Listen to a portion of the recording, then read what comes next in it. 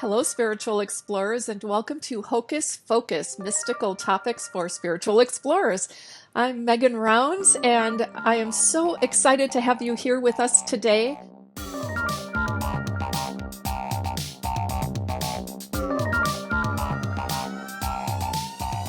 Today's guest lives in Georgia with her wife, 10-year-old son, and 13-year-old daughter. She's a spiritual teacher, coach, archangel reader, healer, and direct speech channel who has appeared on several of my mystical mashups in the Lightworkers Lab and also previously here on Hocus Focus, where we talked about Akashic records. All of these were fantastic conversations that I highly recommend you checking out. You can do so by looking in the units section and guest directory. You'll find all of our information there, as well as links to all of our previous conversations. In 2005, she traded in her United States Air Force Reserve uniform to earn her master's in exercise physiology and fitness, and has woven her knowledge into the work she does as founder of Soulful Transformations and creator and teacher of the Body of Light program, which, as a former student, I can say is amazing. She is also creator of the Balanced Body, Balanced Mind project and author of the upcoming Book of Light. In addition, she is a Reiki master and energy attunement master, an Akashic Records certified reader, and she offers weekly situational astrology reports in her podcast and Facebook show called The EQ Report, which I might add is my go-to source for understanding current astrological influences. She's a truly spectacular woman who I am honored to call my friend. Please give a loving welcome to Lauren Antuofermo. All right. Hello, Lauren. Hi, Megan. That was an awesome introduction. Thank you. Oh, my pleasure. It's always fun to introduce people, like pulling introductions together. Speaking of, even though we went into Mercury direct yesterday, we're still in the shadow period. And sometimes I always feel like the end of Mercury retrograde is where we go, oh crap, we really got to catch up on all the details. Seriously, that's how it felt to me too. I mean, I thought about it yesterday. I'm like, well, this is so interesting. It was a pretty smooth Mercury retrograde for me this time around until yesterday. And filtering into today, I'm like, okay, well, at least I know that there's light at the end of the tunnel in that respect. Yes. Well, yes. I really appreciate your taking the time to come on and have another conversation. I still love our conversation, so I'm always happy when you say yes. I know. They always go so well. I'm like, you can talk to me anytime. Excellent. I will take you up on that. I do want to hop right onto our topic of today, which is connecting to your higher self through astrology. And you were mentioning to me when we had our conversation in preparation for this show that you wanted to talk about astrological archetypes and some of the foundational elements of astrology as well. So with that, I'm just going to... Well, I can always talk about astrology. I think it's one of the systems that, for me, of any personality type, and I know that you're studying human design, but for me, it enhances what I already know about astrology. It's a system of pulling information from either from your Akashic records to today. Astrology always has a current energy to it, meaning every other system is about what came before, what are you dealing with now, but astrology can always be seen through the current now moment and interpreted through what they call sentences, astrological sentences. And so it makes it really easy. When you have a planet in a sign, you usually make the sentence up. So the planet of Mercury, right, is in Pisces. So I would say how we think, because Mercury represents how we think, is in the sign of Pisces. So how we think is in a dreamy, intuitive, sensitive, compassionate way right now. Well, it's going to be moving into Pisces in a few days. But so astrologically, you can always sense what's happening by putting those two things together.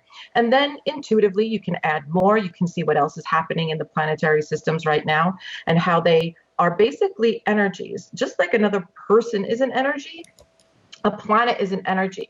And you can interpret that person through your own consciousness, right? Yeah. Same thing with astrology, but that person is going to put out an energy. So you feel that energy, but you interpret it from your position of authority, from your position of influence.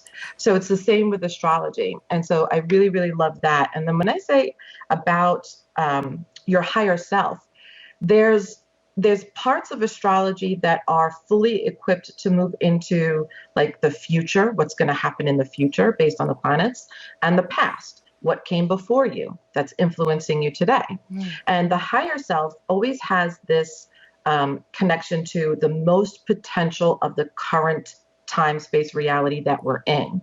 And when you listen to that potential, your higher self is helping you adjust to the current energy and using the current energy for your highest and greatest good. Okay, this may take us off the rails. So if it is going to do that, then just move No on. problem. But I'm curious, how do you listen to it? I mean, is this an intuitive thing? Is this a channeling thing? Is it really just tapping into your higher self? But is there a certain way to hear it? Well, a lot of the like higher self imposed view is that it's like a guide, or it tells us what to do, or it has more knowledge than, than who we are right now. It has all of the consciousness we've ever lived in any one lifetime and knows what our potential realities are connecting to right now. But that higher self is not like an extrasensory perception, like psychic or intuitive energy. It's more like an inner knowing. It's guided by the intuitive heart and the solar plexus, the knowing. The guide of your solar plexus is your sun sign. The higher self comes through the ascendant sign.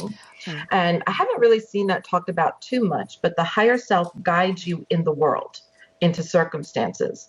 And so the ascendant sign actually prepares you for what's for you and what isn't. That is so... I'm, of course, naturally putting it into context of my own life, and it's so fascinating because only recently did I become aware of my ascendant sign. And as soon as I saw it, I'm like, well, that explains everything. I always thought it was a part of my sun sign, which is Gemini, and my ascendant sign is Sagittarius, and there's some similarities there, and I just always attributed it to Gemini. And now it's like, actually, now I can totally see the role that Sagittarius has played in my life without ever knowing it. So the fact that it has guided me is, well, very true. So Mercury rules Gemini.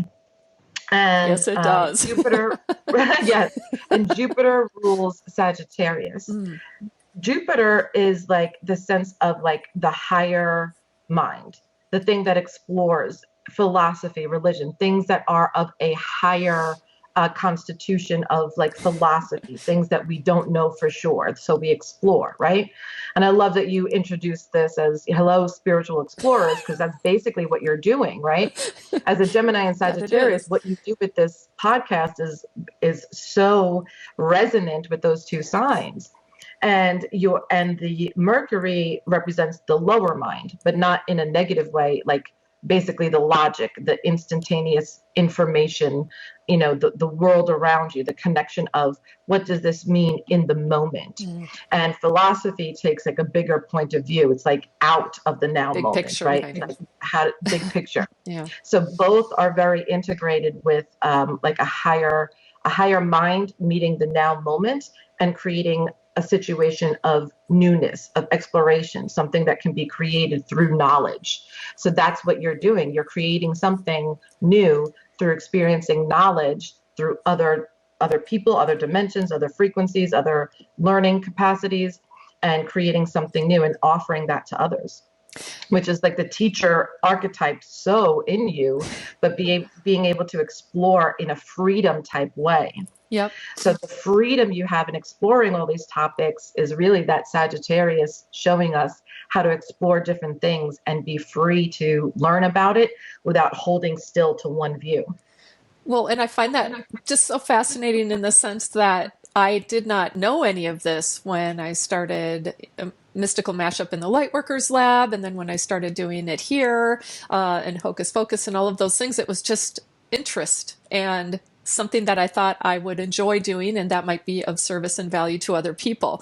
So all of those things came together without real consciousness of the astrological effects and, those archetypes and things that really have played a major role in my life. Right. It's like, I love the fact that they've converged at last into something that fits, or at least feels like it fits.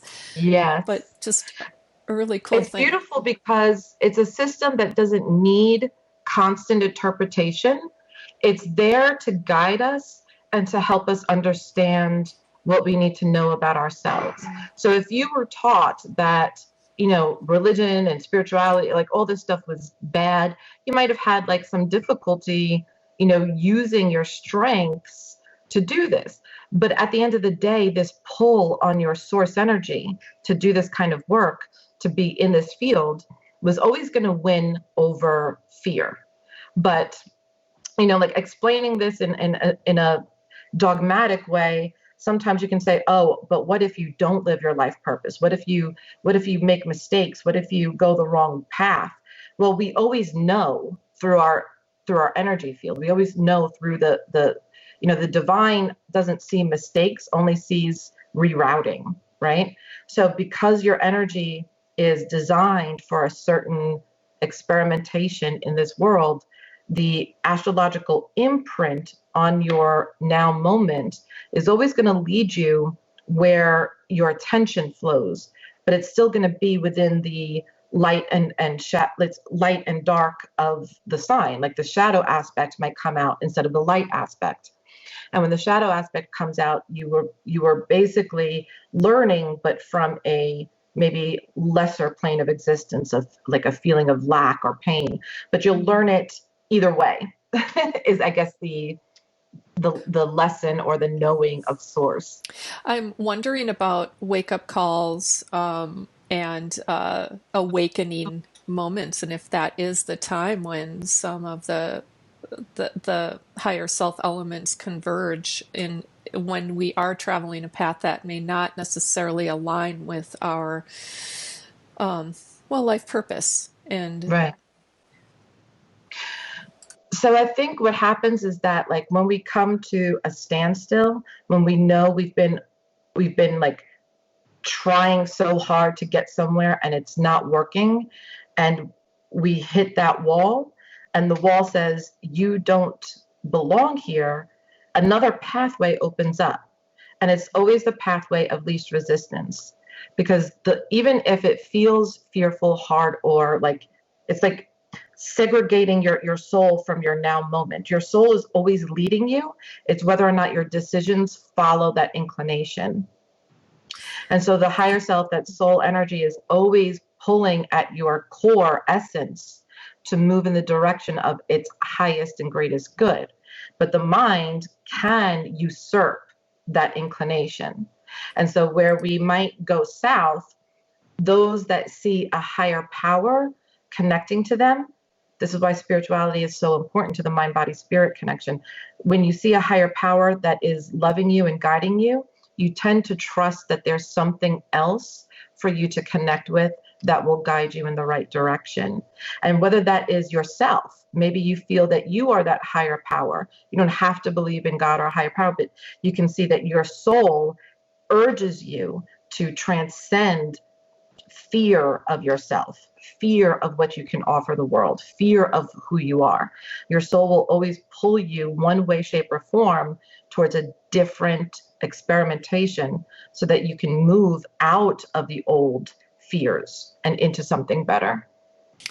But astrologically, let me tie that in with astrologically, it's the pulse of the moment that creates the urge. Okay, so of course I want to dig into that. The pulse of the moment that creates the urge. And let me just pepper in with that a question that I had, and it may or may not fit, but around recognizing, working through the fear, which is oftentimes, egoic in nature, I think, and conditioned, but also working through the fear to be able to move beyond it into like allowing or accepting what that urge is in the moment. And so, well, I don't know. Does that fit with what you were just saying? Basically, because when you said I didn't know about my signs when I started all of this, but the urge connected to you. And you may have had some doubts along the way. Should I keep doing this? Should I make it business oriented? What should I do? Should I keep doing this? But the urge to keep moving in the direction of your highest joy or your highest creative ability probably overrode whatever doubts or fears or frustrations you may have. And so you can still say that I'm still on the path. I will still have urges. Each new moment that I have a new creative ability, I want to transcend the fear of using that ability by making it happen. And sometimes we move into different areas of life. So through astrology, you can see where is planetary energy most potent or most focused in my birth chart right now. So right now you can see if the sun was in your 10th house of career, then light would be shining on that 10th house of career, and your energy would be more focused on career right now than it would be, let's say, on, on family. Is that why sometimes when, well, using myself as an example, I want to focus on career, but it sometimes feels like I'm entering this big, thick cloud of something that it's almost like I'm not focused. I'm having a hard time really gaining clarity around that aspect of my life without knowing about what house I'm in, where what the focus is Right. to be. Is that why that kind of sometimes happens? Yes. So spiritually speaking, astrology is a great detailed way to look at those things, right? But whenever I look at, other people, their channelings, tarot card readings, intuitive channelings about what's happening in the ethers and, and astrologers that use different methods, there's always a common thread, which means energetically, we're not using astrology to live our lives. Astrology is keeping the awareness around what we are potentially looking at. So astrologers kind of go, all right, at this time you should do this. This may be the effect, but your consciousness chooses how to see what is happening. So I would say, like, if you are really focused on your career right now, or your value of yourself, you could be transiting in the second house, maybe the sixth house or the 10th house, depending on which area you're truly focusing on. But if you feel this dark cloud, you might be focusing in those areas, but need to rework something. Something isn't clear to you. Something you're trying to commit to isn't really right for you. So you see all of those interruptions or those like almost manufactured ideas that don't feel quite right. And when you come back into yourself and you take the time to rework, reimagine, recollect yourself, then the energy picks up speed and shows you where to go because you've relaxed into the moment, and then the moment shows you where to concentrate on. But it's our minds that usually gets, out of sync with what is really available to us right now. And that aspect of wanting to push or force something to be clear when it's just not right in the moment. Right. And then what you said was interesting, like the ego. The ego is a function of ourselves in the chart. The chart actually is more about our ego functioning in our aura. Like our aura is really connected to our birth chart, just like the human design that you talk about. Our aura is very like potent with the energies that are with us for life. And then each day that we have a new energy, a new chart is every day. Every day, the atmosphere, the charts, the planets, they're in a new position, a new creative aspect, and a new decision-making ability. Even if the chart looks exactly like a position from like last year, you are in a new awareness because it's a new day. You've never seen this day before. So that means that you're connected to astrological positions no matter what. So the energy is always there. It's just which system or how are you reading the energy? How are you perceiving the energy? And it could take some time to learn the system systems that we talk about here, but it's actually using us, meaning we get to learn the system so that we can sometimes beat it at its own game. Oh, if I know what's going to happen, then I can figure life out. But no one who studies astrology has figured life out completely. You know what I mean? Like it's where you are coming from that chooses how to respond to the energies around you and how things show up for you. So it's a map of goal orientation. Like you look at a map and you see, oh, this is the route that's easiest. This is a route that is taking me to where I want to go right now, or this is the route that my energy field is focusing on. And when you look at that map, you go, oh, you don't see time and space. You don't see a car accident on the side of the road. You don't see a delivery guy showing up to give you something on that map. All you see is the map. You just see what energies are there. But what happens in time and space cannot be predicted as much as we'd like to think. Do people sometimes try to fill in the blanks there? Is that where sometimes we attract things into our lives based on? I mean, is there to me, I can see a potential of seeing that energy and then say, like some people deciding they know what that means without actually knowing what that means. And then is there a high potential for attracting that into your life? Oh yeah. Yes. Because if I were to say that I'm a Pleiadian, right? I'm a Pleiadian, and I work with the Council of Nine, the Pleiadian Council of Nine, and they are a collective of higher creator beings that help Earth to evolve. Well, their energy is very potent too. They're not a planet that's influencing our birth chart, but because they are, I know we're going off topic here, but I think a lot of your viewers understand like the interdimensionals, and if not, interdimensionals are like other time, space, reality beings that are assisting us right now. So when we connect with them, are they telling us what to do, or are they guiding us to the higher potentials that I was talking about earlier? So everything is about reality being seen through the perception and choosing a perception that isn't there yet. So if we go back in time and we look at all of the astrological information and we record everything that's happened during the time of like a full moon, right? And we say, oh, during this type of full moon, this happens. And so we record that. We say, based on predictability, this is going to happen in the future. But when we get to that point again, we have to remember our source energy does not see things as critically as we might have seen them in the past. There's potential to release the fear of what happened in the past by seeing it differently and creating something good, something better, something more powerful than maybe, an archetype of astrology that gets a lot of flack for being witty and flaky is Gemini. But really, Geminis, and it's a joke in astrological circles that Geminis are like the most hated sign, but they are the most potent creators because they teach, they go into other people's energies and they look at what is needed through learning about them and they share that knowledge. And without Gemini, we could never be as integrative as we have with, other types of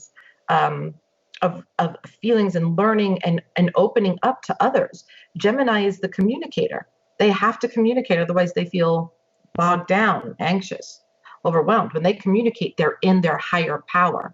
But fear of communication will keep them in lack, fear, worry, frustration, anxiety. And that's how you know whether or not you're feeding the higher potential or the lower potential. You can go online and say, Geminis are flaky, they don't have commitment issues, they have separation issues, they have anxiety, like you can see all that and go, oh God, that's me.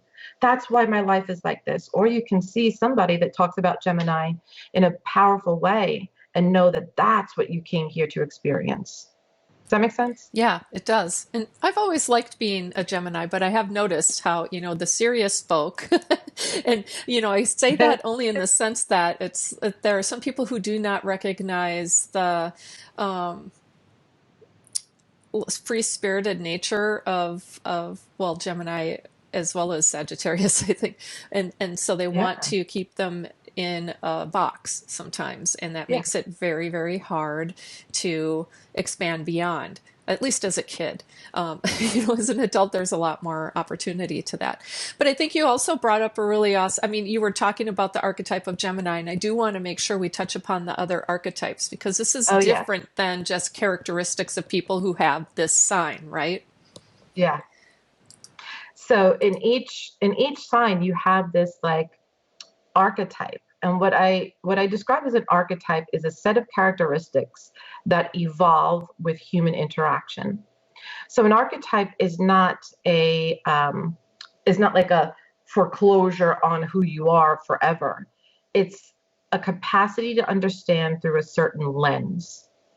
And with that lens, we get to experience our life paths from that lens, from looking through that particular life force. And through the life force, you become connected to the awareness of that archetype, which could assist the rest of the world by holding a higher frequency with that archetype being the overlay of their human consciousness. So everybody is uniquely and divinely made. That's why I love astrology, because it taught me that. And that sometimes we think we should all be able to agree on everything, and it's completely not even okay to think like that, but impossible to ever think that we could all agree on everything, because the way we process and the way we do and the way we function is meant to be almost like, figuratively speaking, like a powerful intention for co-creation rather than dissension of each other. Oh, I don't agree, we have to stop seeing each other. It's just more, where are we co-creating, and where is the energy not able to co-create, right? So in Gemini, we spoke about the higher potential and the lower potential. Which one you are in describes how are you connecting to your heart more than are you doing the right thing. So so each archetype has its highest potential and its lower like ignorance, like the part where you're not yet walking, you're just learning to toddle around, right? Like, so it's never seen as a negative thing. It's always seen, all right, this is the importance of knowing that when you come into an archetype, you don't master the archetype just because you have it. You are learning to be human through those archetypes. And those archetypes are assisting you to give your soul a new perspective, a new expanded view, a new experiment to live. So archetypes are not like predatory or predictive of failure or success. They're just viewpoints from which we are consciously choosing to live our life through. So now that I got the definition of an archetype and what it means to me out of the way, we can talk about the rest of the signs and do a little snippet on each one if you'd like. I would totally love that. I know we've had at least one request for one particular sign, so I know that that there are others out there who are not anxiously, excitedly awaiting to hear more. Cool. Okay.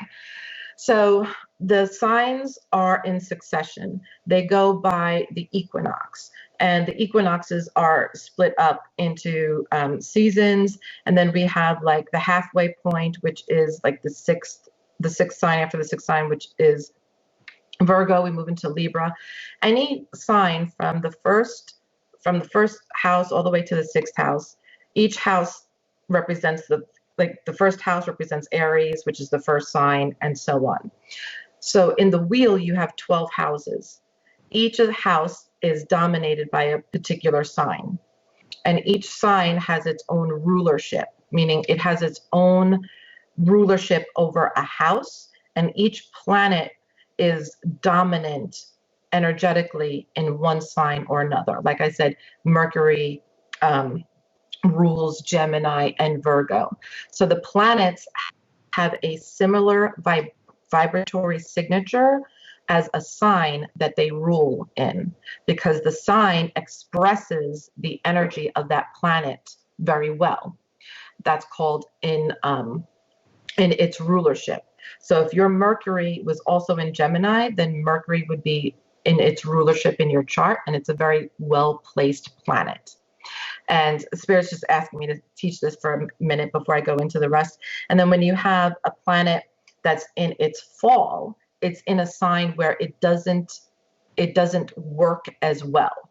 So Mercury is in its fall in Pisces, because Mercury is a logic, thinking mind, belongs in the air signs. In Pisces, in a water sign that's very mutable and changeable and sensitive to an emotional energy, it's in its fall, meaning it doesn't express as powerfully through that sign.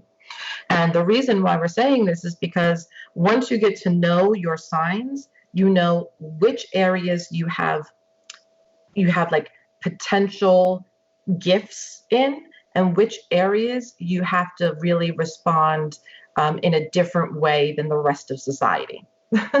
So that you know that they're like weaknesses, but not like bad traits, just traits that need to be focused on in a different way. So that's why not everybody thinks of themselves as a Gemini. Well, I don't act like a Gemini. I don't do those things. But you may have had planets that are, more more creative than than the Gemini. You might have planets that are more in fire signs, so you feel more fire than air. So this is why we don't always connect with the sun sign as our dominant personality. So I wanted to put that out there for those of you that don't really connect with what your sign is. Now, what I'm going to explain is the archetypes, not necessarily how you are as a person. So each archetype holds a potential for creating something by action.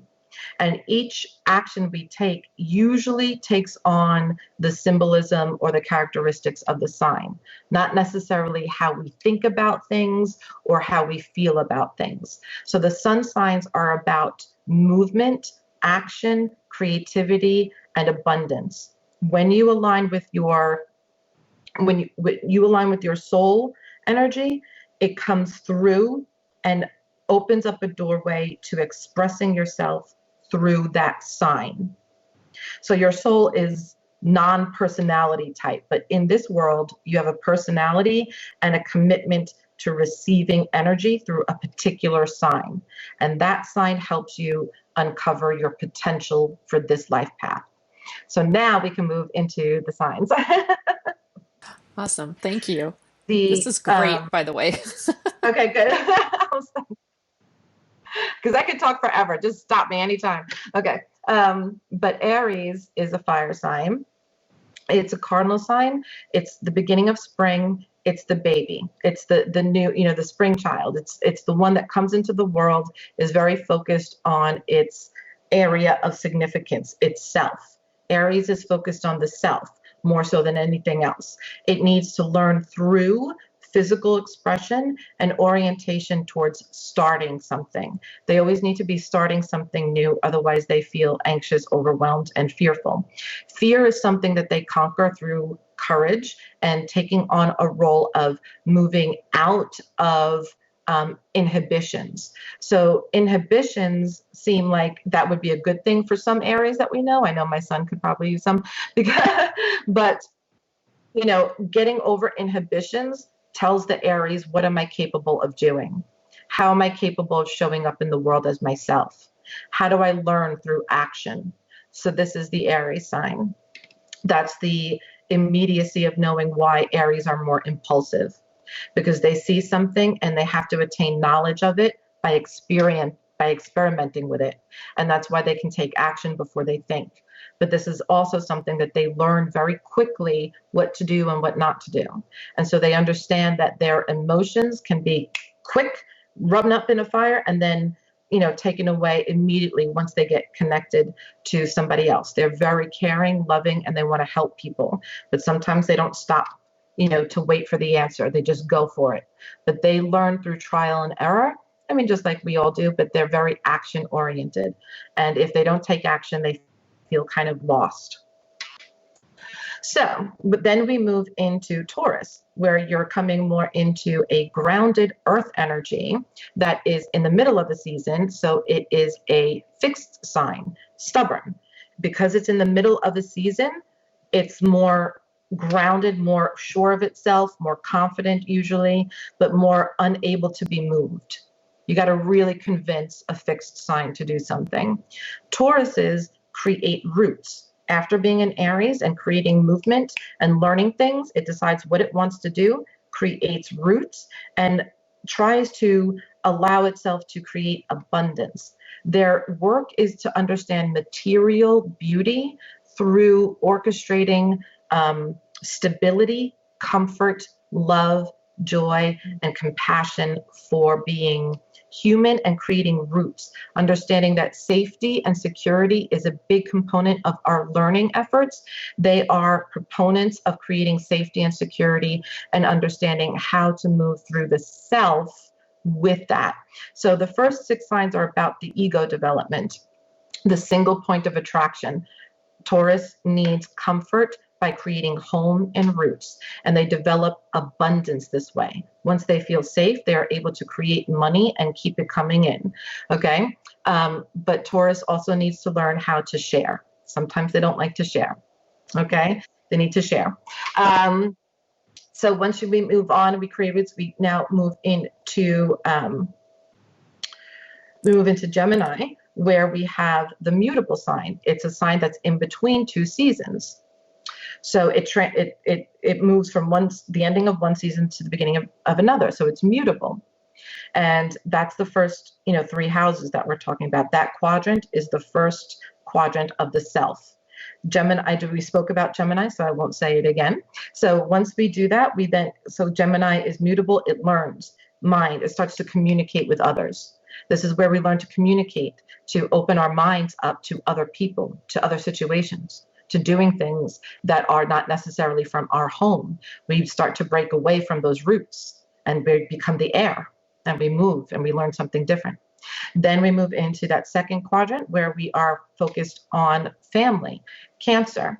Cancer is ruled by the moon. It is the cadence sign. It has another component of being Cancer is a water sign, right? So it has emotions. In Cancer, we learn emotions. We learn how to deal with family in a close-knit group.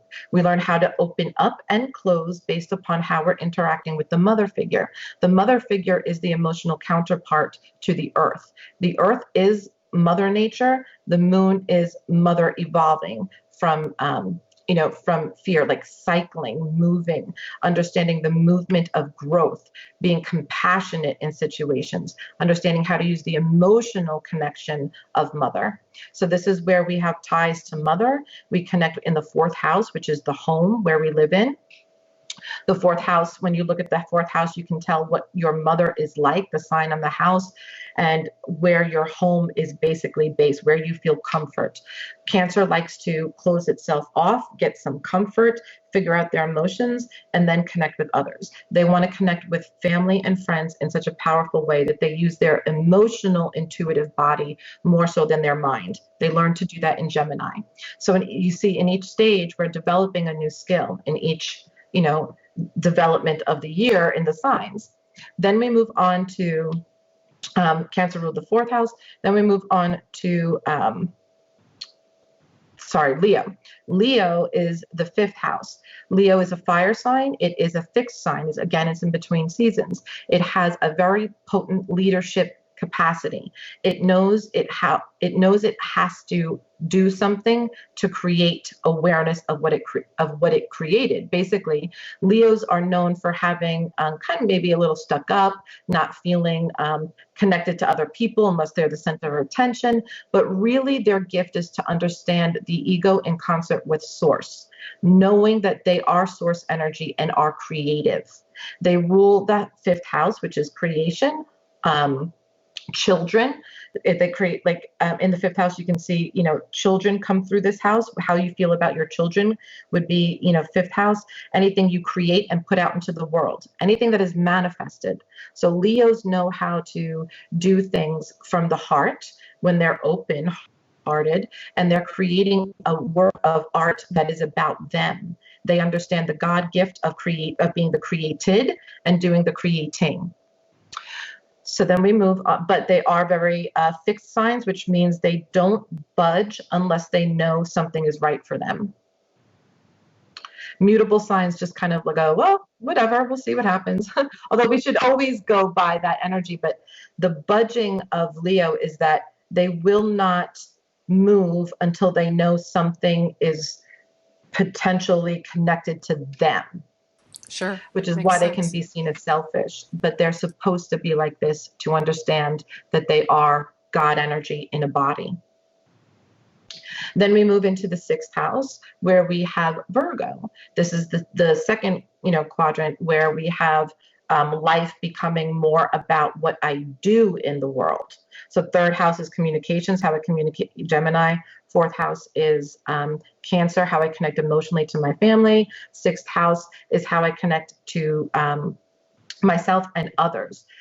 Being Virgo in the 6th house, you are looking at daily tasks, daily, it's almost like it argues with the self, because this is where we have service to others. When we care for ourselves, we have more to give. And so the Virgo's lesson is to understand itself through treating itself with love, and then being able to be the doctor, the nurse, the healer, the revealer. The truth is that this house holds such potential for creating, to create love in being seen as not complete.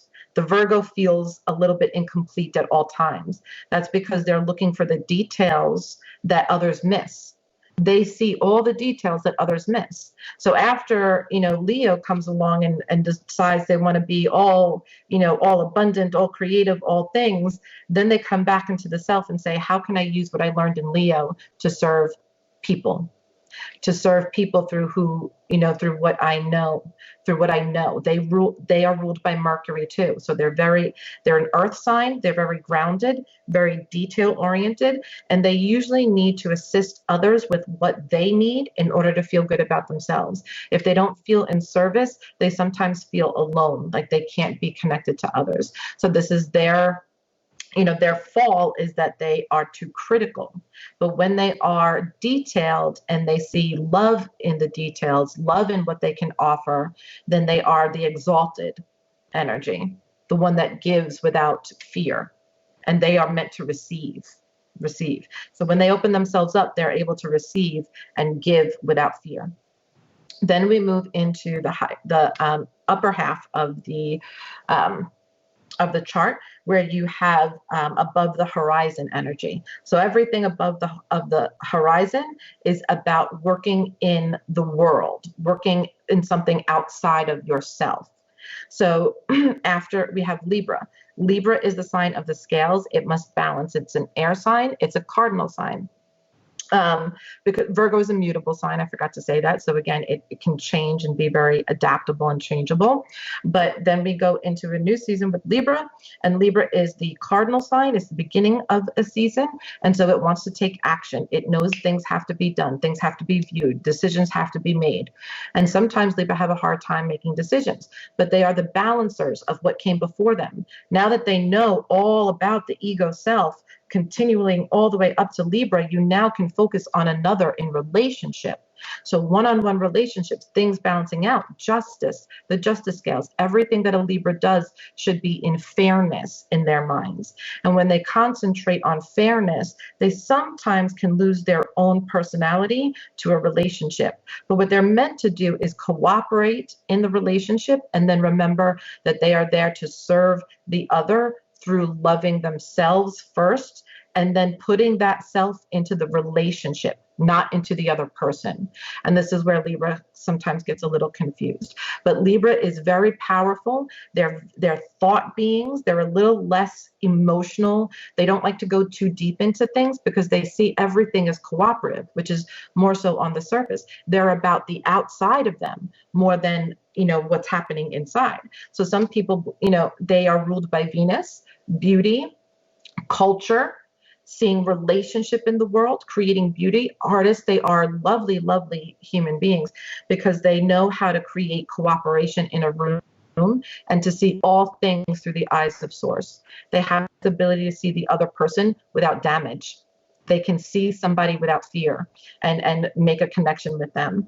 Now, that means that sometimes they lose themselves, but it's okay. Usually they've already learned the lessons of the ego to be able to function in a higher power. But again, we have to learn that. So sometimes we go a little bit, off scales until we get used to a partner that balances and doesn't take from us.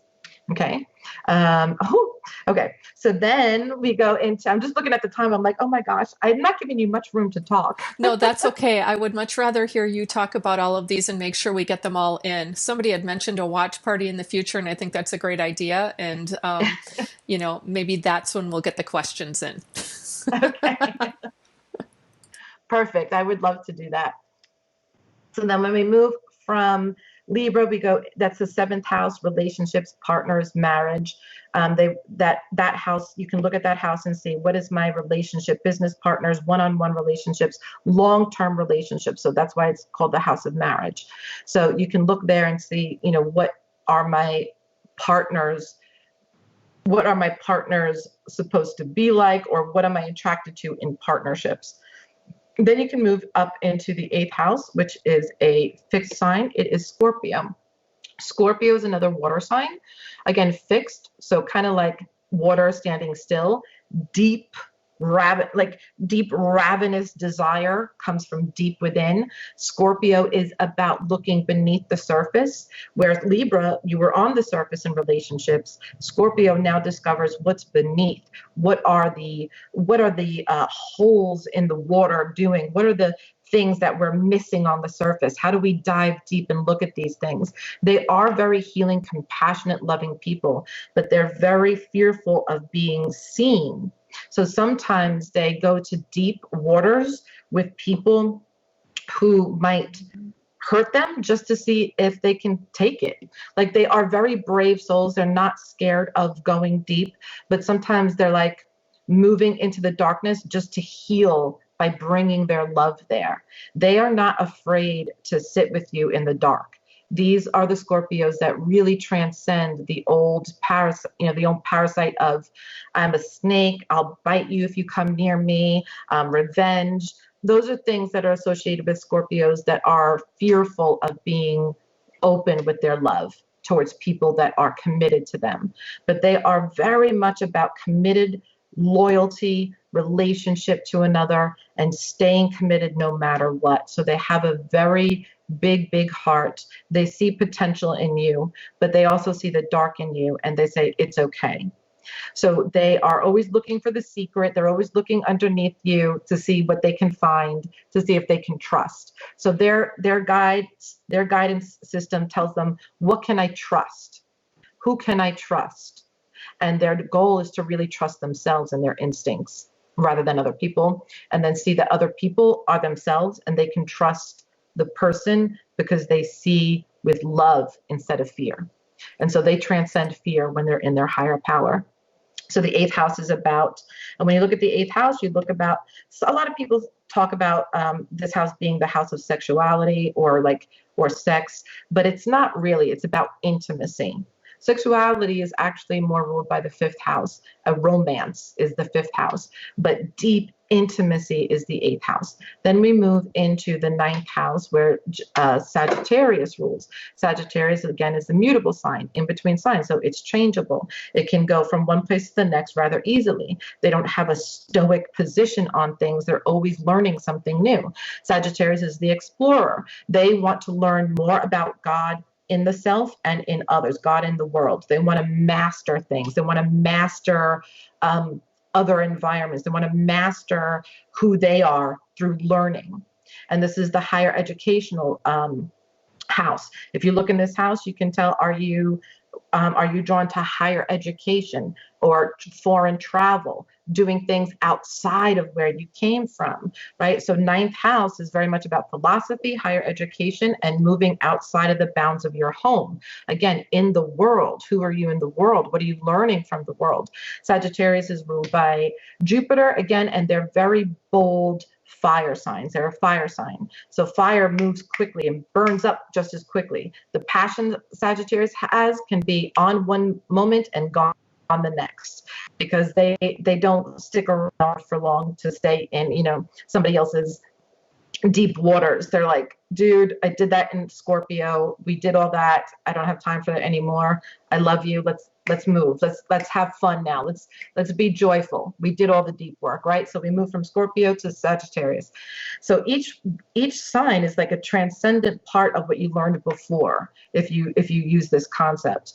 And then Sagittarius moves into the top of the wheel, where you have your midheaven. Your midheaven is basically who you are in the public eye, not necessarily who you are out in the world in your day-to-day tasks like the ascendant is, but the midheaven shows who you are when you are publicly in the eye, when you're publicly doing things, when people see you from a distance, right? How are you perceiving yourself through that? You're perceiving yourself through the sign that's on the cusp of the 10th house. Now, that being said, the 10th house is ruled by Capricorn. Capricorn is the 10th sign. Whatever is on your midheaven is unique to you. But, in astrology, Capricorn rules the 10th sign, is at the top of the chart. It's an earth sign. It's we had set mutable. Oh, it's a cardinal sign. So it wants to move again. It wants to make things happen. Capricorns have little patience for people who don't know what they're doing. They're very connected to today. They're very strange to me, Capricorns, because some of them can feel really lighthearted, really open, really fun, really sarcastically funny. They're very, very helpful. They want to teach people to do things the right way, very grounded. If you need dependability, you call on a Capricorn. And some Capricorns are like, you're all stupid, I'm doing it myself, right?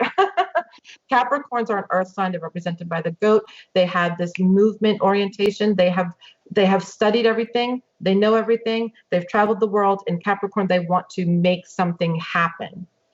That's why they're focused on success, because they want to have something be a legacy. It's the legacy of the 10th house, what you give to the world through your action.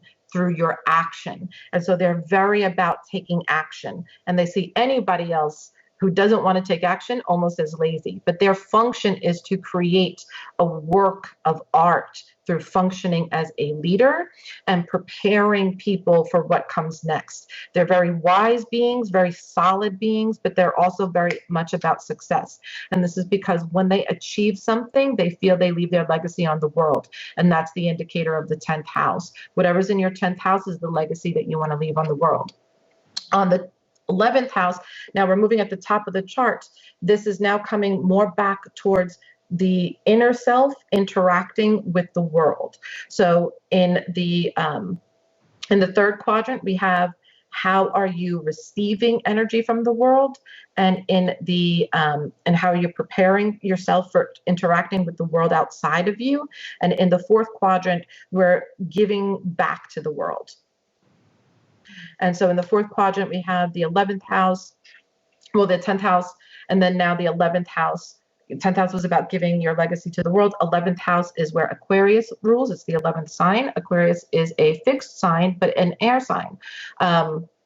Because it's an air sign, it can feel very absent of emotional interaction. A lot of people make fun of Aquarius for not being very open-hearted with themselves, but they are the opposite of Leo, which means they are all about the humanitarian effort or the science or the logic of the bigger picture. They see into the future. They're always focused on what is being manifested now. What do we have to fix? What do we have to hone in on?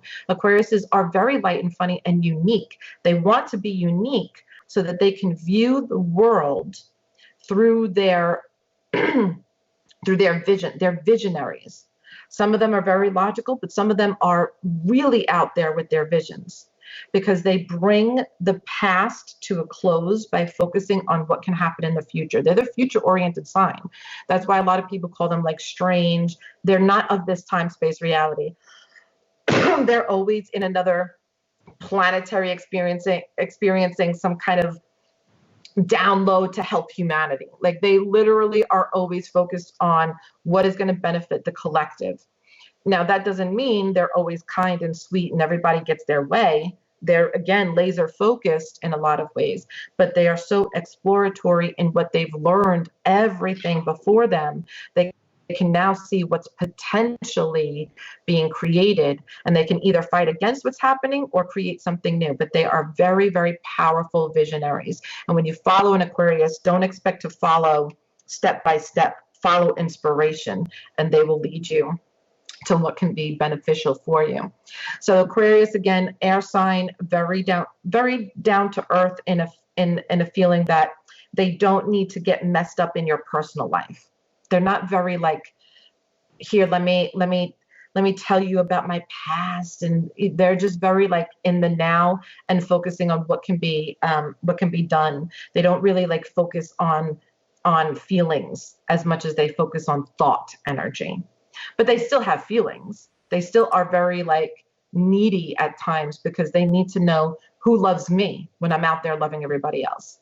So Aquariuses are sensitive. They're not non-emotional beings. They just don't express and think about emotion in the same way we might.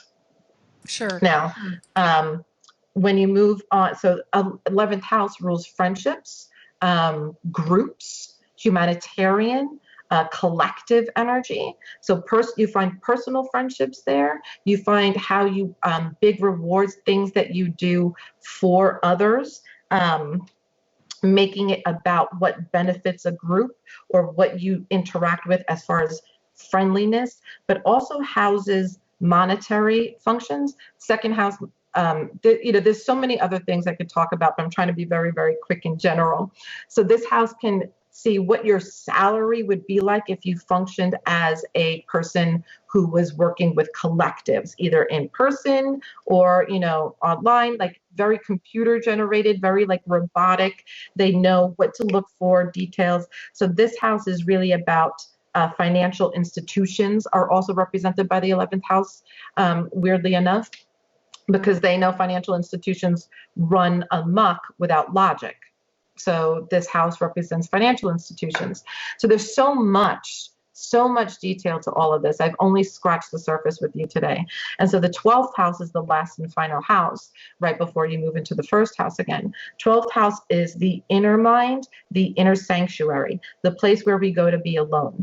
This is also called the house of the self-undoing. This is where everything that is publicly connected to us and internally described as ego falls away. The 12th house is the spiritual house. It's where all things dissolve. There's no boundaries in the 12th house. If you are a 12th houser, you have major placements in the 12th house, you know that there is opportunity everywhere, but sometimes it can feel so low, like nothing matters. Because if you don't have sureness about yourself in this house, then you feel like anything goes. And so you can like move. This is the house of addictions. This is the house of where we lose finances because we don't have any security in the 12th house. There's no self in the 12th house. So in the 12th house, we strip everything that is of material life and we go, who am I when nobody is looking? And if you can figure that out and master the 12th house, then you are a spiritual guru. You really have the notion that the imagination, Pisces rules this house. So Pisces is this boundaryless fish swimming the seas and trying to live on shore. It's just very difficult for a Piscean or a 12th houser because they see the world almost outside of them. They're not of the world. They're not of the world. They're in it, and it feels sometimes very very inept for them to even speak logically. What's logic? They go, what's logic? Logic means nothing to the soul. And that's why we talk about Pisces as if they're these dreamy airheads that, don't have a sense of reality, because they're meant to show us the imagination. They're artists, they're musicians, they're sometimes the starving artists, sometimes they're the one that brings depth to the consciousness so that we don't hide from our true selves. So they dig deep, they go into the waters all over the place. They don't see you with judgment.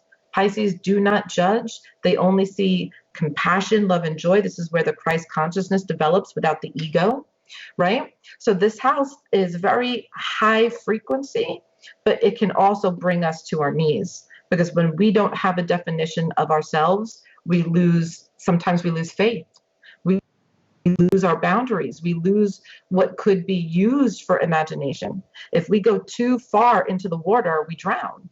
So this is where Pisces has to come up for air sometimes and use their other side, their other Piscean side, the sign that shows two faces at all times. You don't know which face is the true face. And people say, oh, they're liars. They don't function well in reality, blah, blah, blah, because they're meant to show you there is no reality. Have imagination, do what you want. Doesn't matter. Right. So this is where we come to the fall of, the planet of Mercury, where Mercury is going, wait a minute, where did all of my facts go? Right. So we use that planet. My Mercury is in Pisces, and I'm like, oh my God. But I mean, there's so much more to it. I can say, because my Mercury's in Pisces, I'm attuned to vibration more so than logic. And so vibration feels more important to me than words.